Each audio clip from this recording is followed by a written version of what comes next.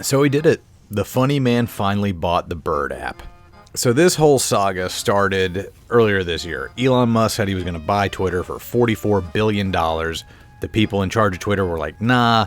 And then Elon's like, well, I'm going to sue you. You got to let me buy it out. And then the board of directors took some suicide pact clause in their contract, which is, naming it the suicide pact clause is totally normal behavior. And it looked like the deal was not going to go through. And then everything went quiet for like a month or two. And then out of nowhere, like, yeah, it's been finalized. I bought the Bird app. And by all accounts, $44 billion is 2 or 4 times more than what Twitter is actually worth. But that figure has never been disputed by Elon himself. So I guess he actually did spend $44 billion, billion with a B, at a time when he's only worth $200 billion.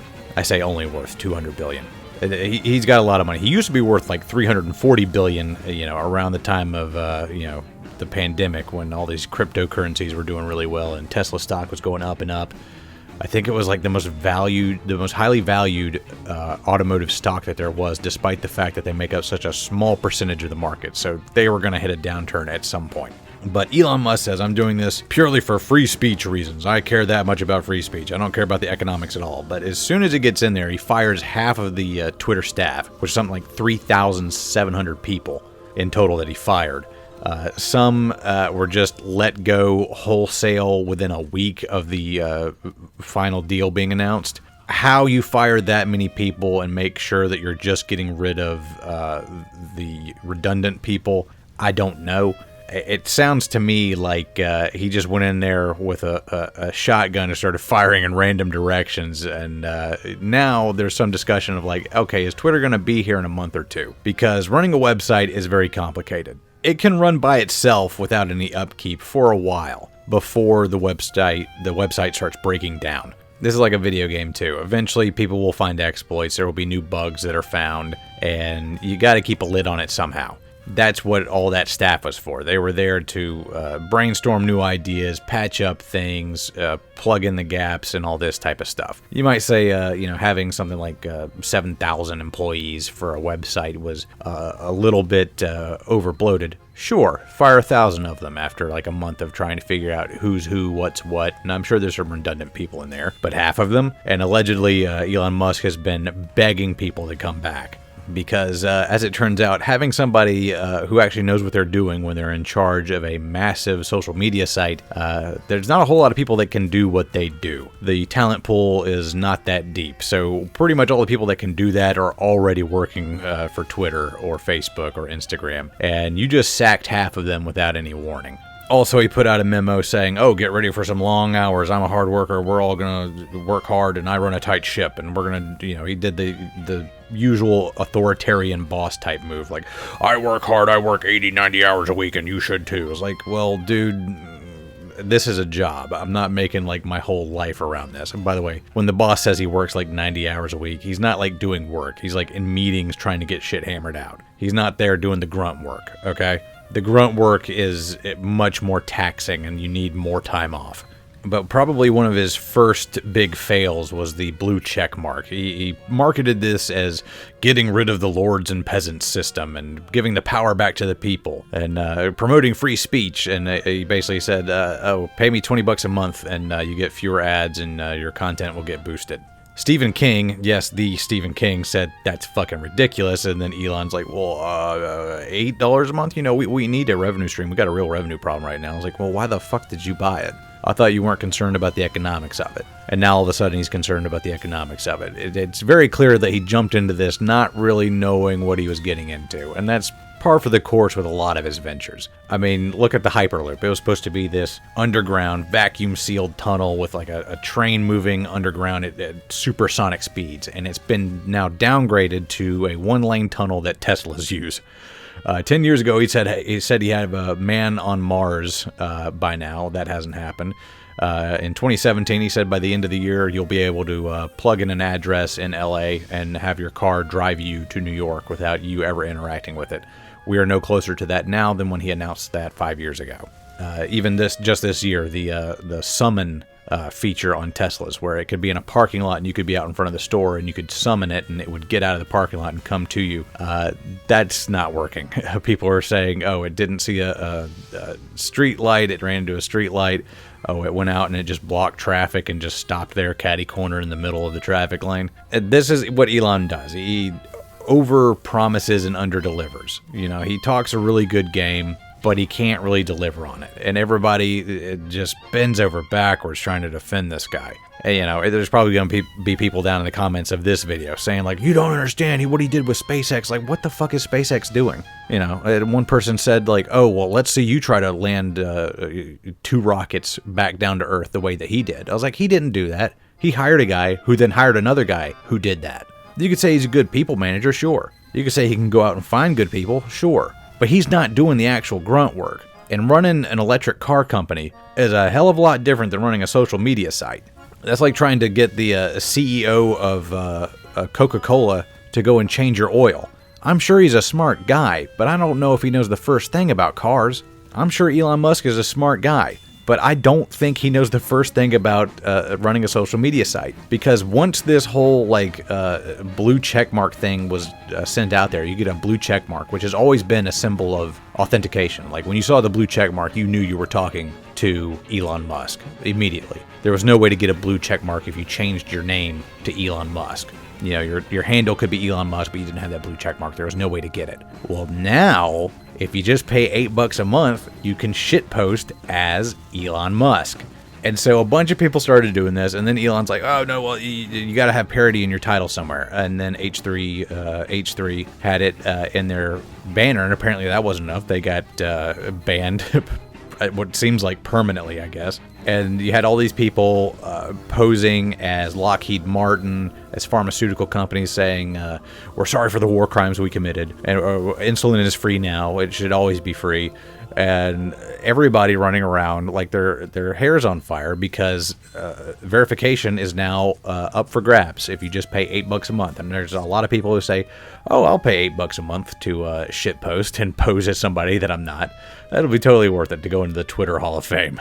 And then Elon Musk, who said, oh, it's all about free speech, free speech, free speech. He fired a whole bunch of people that had spoken ill of him prior. So much for free speech absolutism there. He doesn't like parody.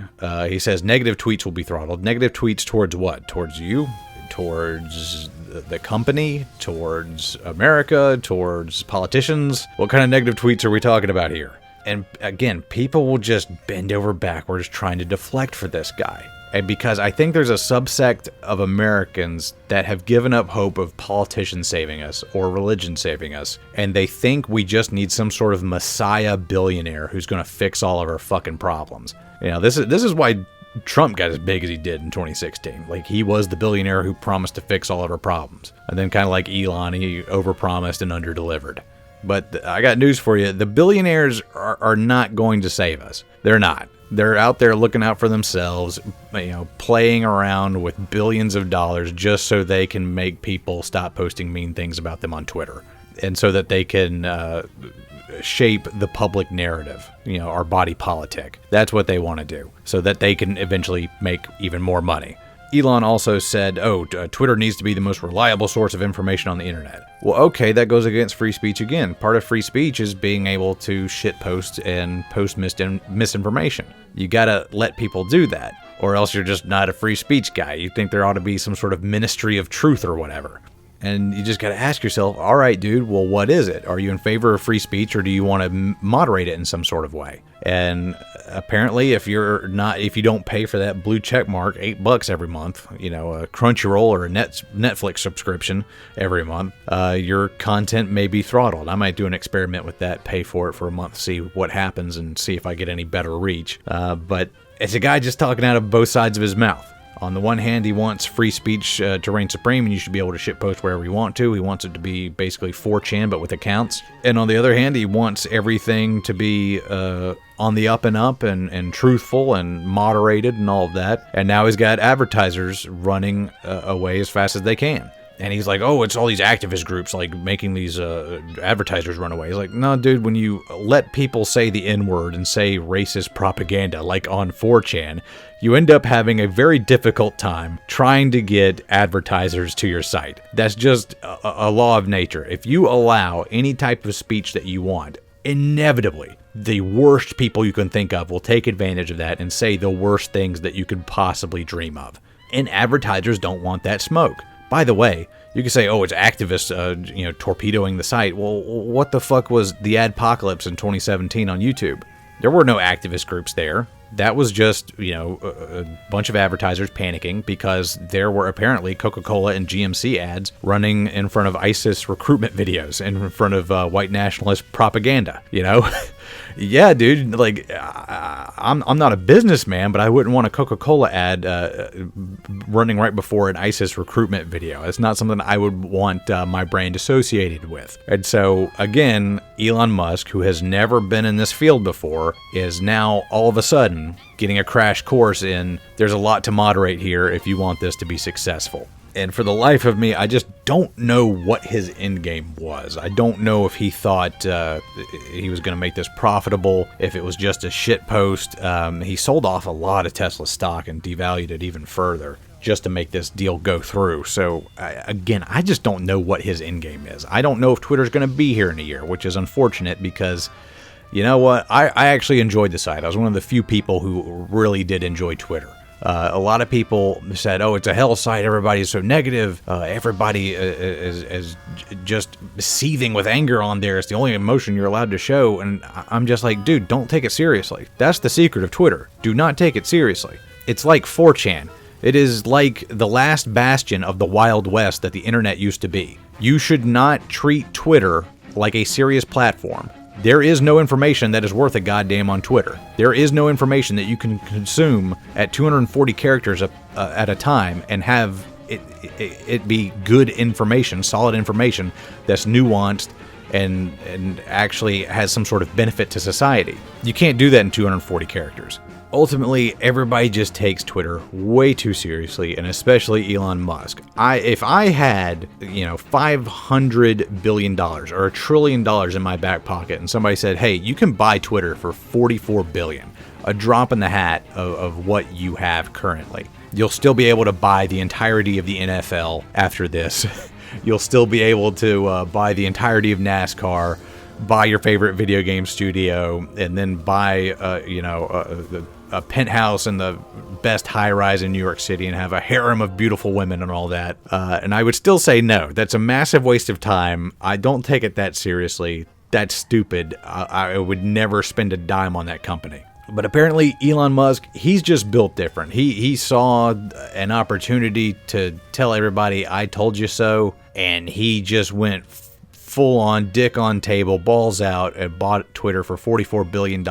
And very, very quickly, it's starting to show that he has no fucking clue what he's doing. Everybody's like, oh, give it time.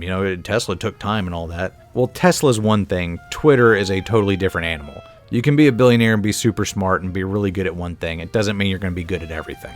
And it's painfully apparent now that this was a pretty smart guy. I mean, you got to be pretty smart to get $340 billion in the bank at some point. Even if your parents did own an emerald mine in South Africa, you still got to be pretty smart to manage that kind of money. But it doesn't make you a super genius who's capable of doing anything. There was one concern of I think a Tesla plant over in Europe, in Central Europe, that he was building it, and somebody said, like, hey, the water table around here, it can't really support that, and he just laughed it off. He's like, oh, there's plenty of rain around here. There's plenty of water, and, just look around you. Well, 2 years down the road, that Tesla plant consumes more water than the town that surrounds it, and they're in the middle of a horrendous drought in that area, and the factory's just not going to be able to keep operating at the same pace. At some point, you just got to learn to take the L. And, Elon Musk is a lot like other billionaires. He just doesn't know how to take an L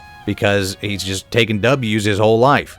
You got 300 something billion in the bank, and he thinks like, well, shit, I can't do no wrong. So when somebody says, hey, the water table in this area cannot support this factory, or, you don't know the first thing about running a social media site, you shouldn't buy this company, he laughs it off. fuck you. I've won every single step of the way up to this point. I'm going to keep winning. And eventually, those chickens come home to roost. Eventually, he will take an L so monumental that even he can't ignore it. Anyway, that's my thoughts on the funny man buying the Bird app. Y'all take it easy. Maybe I'll make some more brain dumps here later. Tell me if you want me to keep doing this type of stuff. I just had to get this off my chest. If you watch the Shrimp Hours Presents podcast, I kind of hinted at this in one of our episodes. Shameless plug, by the way. Yeah, but until then, I'm Slap Shoes. Thanks for watching, and y'all take it easy.